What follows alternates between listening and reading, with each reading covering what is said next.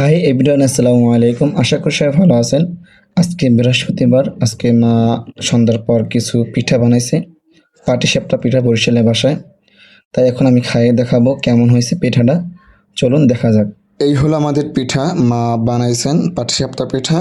এখন আমি আপনাদের খেয়ে দেখাবো কেমন হয়েছে পিঠাটা। চলুন এখন খাওয়া শুরু করা যাক। বিসমিল্লাহ।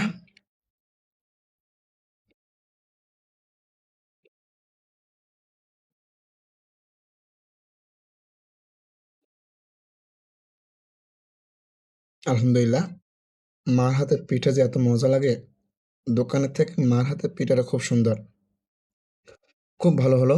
ভিতরে অনেক কিছুই দিয়েছে, দুধ দিয়েছে, নারকেল দিয়েছে, আরও বাদাম বুদাম দিয়েছে গুঁড়ি করে। খুব মজা হয়েছে।